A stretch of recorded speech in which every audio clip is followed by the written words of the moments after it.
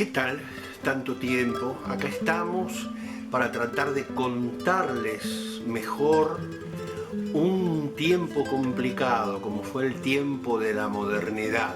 La modernidad que comienza en el siglo XVI y se extiende durante todo el siglo XVII.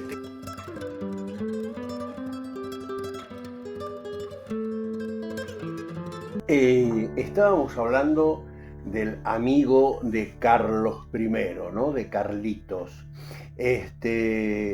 Su amigo, que fue Garcilaso de la Vega, nació juntamente con él, era un caballero de la corte. Los caballeros de la corte ahora ya no andaban con armadura, sino que sabían bailar, sabían danzar, sabían escribir, sabían pelear.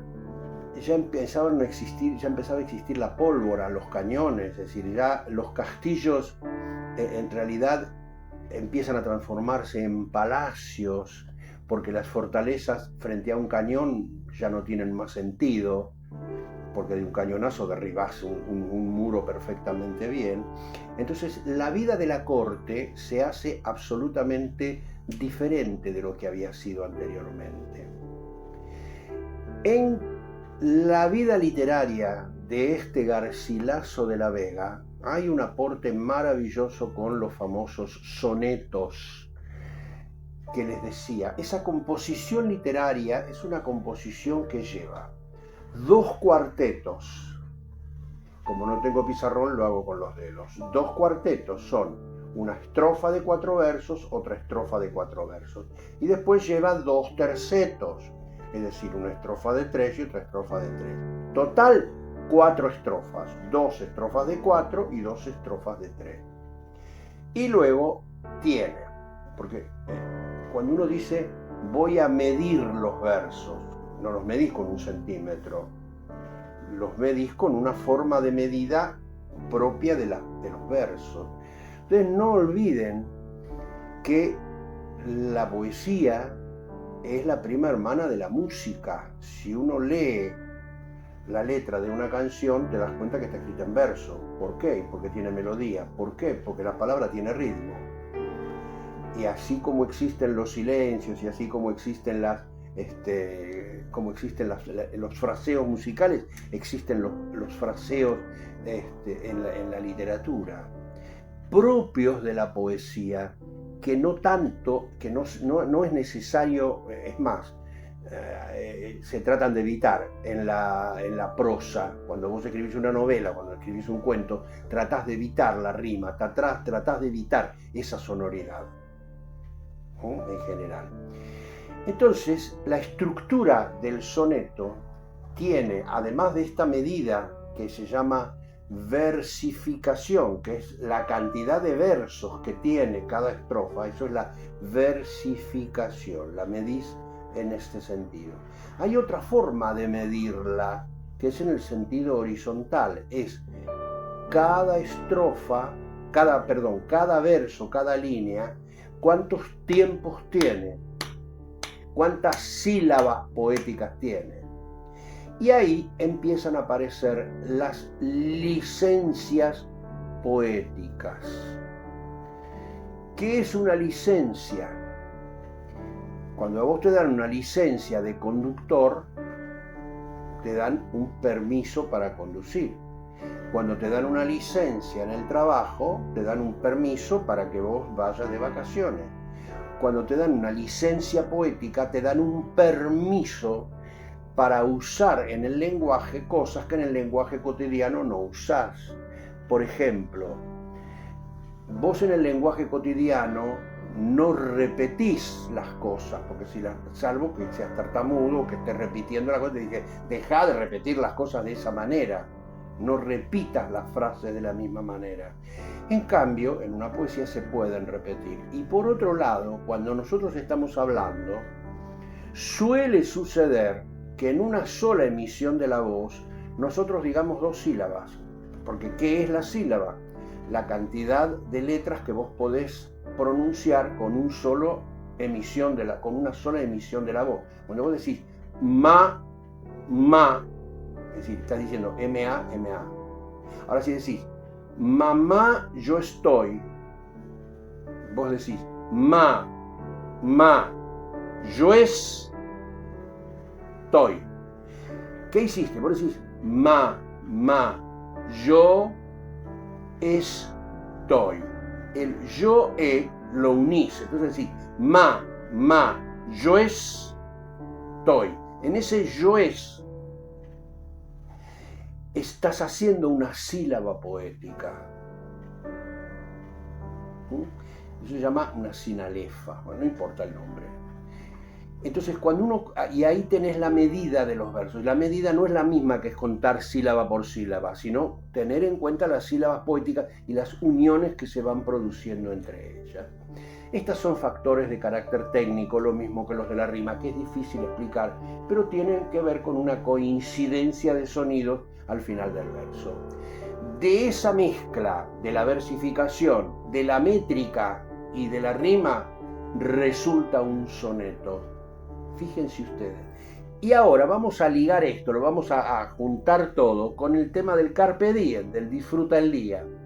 Miren esta maravilla, esta belleza. En tanto que de rosa y azucena se muestre la color en vuestro gesto y que vuestro mirar ardiente, honesto, enciende el corazón y lo refrena. Y en tanto que el cabello que en la vena del oro se escogió, con vuelo presto el viento mueve, esparce y desordena, tomad de vuestra alegre primavera el dulce fruto, antes que el tiempo airado cubra de nieve la hermosa cumbre. Todo lo mudará la edad ligera por no hacer mudanza en su costumbre. Eso es un soneto. Por supuesto, con una cantidad de recursos, primero con esa métrica que les dije, y después con recursos internos del decir. Ahí hay una sobreabundancia de lo que se llama metáfora. Vos cuando estás corriendo una carrera tenés una meta, cuando estás corriendo una carrera, y cuando estás estudiando una carrera también tenés una meta. Vos estás estudiando una carrera y tu meta es llegar a recibirte, no sé, de médico, de cirujano y después de otras cosas. Y vos te propones metas. Cuando vos armás una pareja, te propones metas, ¿no? Meta es lo que está más allá. Más allá. Entonces cuando dice antes que el tiempo cubra de nieve la hermosa cumbre, es antes que el tiempo cubra de canas tu cabeza. Claro, de canas cuando tenés pelo, porque en mi caso no cubre nada porque soy pelado, pero digo, aquellas personas que gozan de su cabello aún en la vejez, se les suele poner plateado como la nieve. Entonces dice, antes que el tiempo airado cubra de nieve la hermosa cumbre. Y vamos a desmenuzar un poquitito más. A veces este trabajo es un poco arduo. Algunas personas dicen hasta es inútil, porque es como si vos estuvieras poniendo un poema debajo de un microscopio y lo estuvieras analizando minuciosamente. Por eso, bueno, hay una explicación, después una lectura, y lo que conviene a veces es volver a hacer una nueva lectura luego para poder unificar todo sin perder la idea de la unidad que el poema tiene. Dijimos que el poema tiene metáforas, pero al mismo tiempo está trabajando sobre la antítesis. Acuérdense que hay una palabra muy sencilla que es la palabra antónimo. ¿Se acuerdan? Los sinónimos, los antónimos. El antónimo es lo contrario de otra cosa, de blanco, negro, alto, bajo, lindo, feo, blanco, negro, etc. Acá cuando dice, y que vuestro mirar ardiente, pero honesto. Está claro que no, que quiere, porque uno enseguida asocia una cosa ardiente con una cosa sensual. Pero el autor lo que está diciendo acá es que sea ardiente, que inflame pasión, pero que sea honesto, ardiente, honesto. Y fíjense en el verso siguiente, enciende el corazón y lo refrena, encender y refrenar. ¿Ven la pareja, cómo se van dando las parejas de antítesis?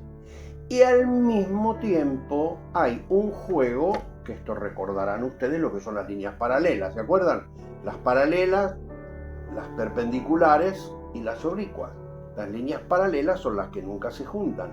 Entonces acá que hay un paralelismo sintáctico, porque hay dos versos que están armados de la misma manera, con la misma cantidad, evidentemente que son distintos las palabras que utiliza, pero están escritas en forma paralela. Y luego hay otra cosa que es interesante, porque acá dice, por supuesto, que acá tenemos en su máxima expresión lo que sería la poesía, digamos, del amor caballeresco. Quizás este tipo de mujer no existían en realidad, como no existían las mujeres tal como las pinta Rafael o como las pinta Miguel Ángel Buonarroti o quizás como las pinta Leonardo da Vinci. Quizás no eran así con esa belleza. Es más, muchas sabemos que no lo eran porque cuando vos ves, por ejemplo, una pastora que está en el campo con un vestido lleno de puntillas, con una capotita, con una oveja, y la oveja tiene un moño rojo al lado y ella está con unos terribles tacones, evidentemente eso no existe. Eso es un amor ideal, una cosa cortesana, una cosa inexistente. Una pastora sabemos que si está pastando ovejas no está vestida de esa manera, ni con la capotita, ni con los moños, y anda con las patas metidas en el barro. Y la oveja está toda sucia y con todo la pelambre esa que tiene sucia, que después hay que escardarla, limpiarla, lavarla en la fuente del pueblo, porque pobrecitas son una mugre. Vos las ves todas, son grises, son muy bonitas las ovejas, pero después son una mugre. Pero bueno, en los cuadros aparecen blancas, preciosas, divinas y todas espumosas como si recién salieran de la tintorería las pobres ovejas. Bueno. Luego,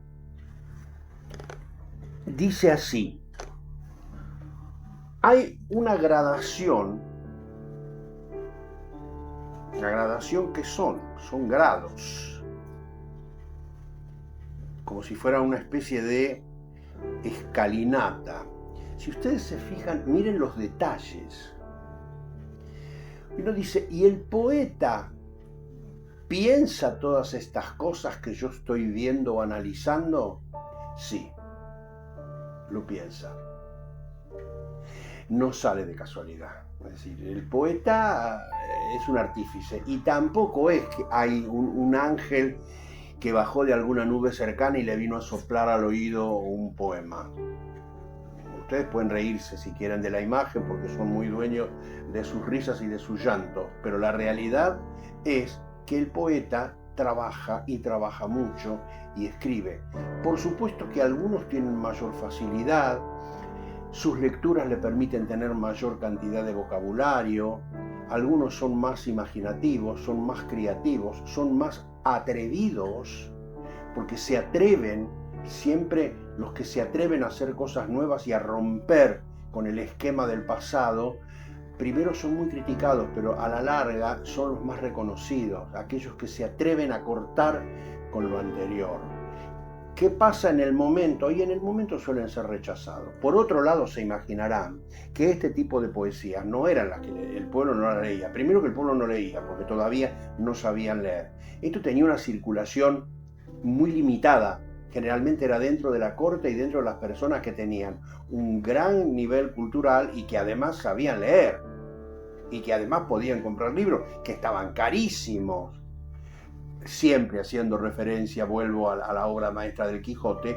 En el Quijote, en el primer capítulo, dice que tenía un buen pasar y llegó a vender varias hanegas de tierra, como si yo dijera varias hectáreas de tierra, para poder comprar libros de caballería. Así que fíjense ustedes lo que podía costar un libro. Yo les estaba hablando de la graduación. Fíjense, dice que el cabello que en la vena del oro se escogió, se está refiriendo a que la mujer es rubia, que en la vena del oro se escogió. Ahora va a hablar del viento. ¿Qué efecto produce? Dice, el viento mueve, esparce y desordena. Ahí tenés una graduación que es de tipo ascendente, porque empieza por un movimiento suave y ondulante, va siguiendo, el viento mueve, esparce y desordena. Hay muchos cuadros de Rafael y hay muchos cuadros de Botticelli, como por ejemplo El nacimiento de la primavera y todo eso, que vos ves esos cabellos ondulantes movidos al viento.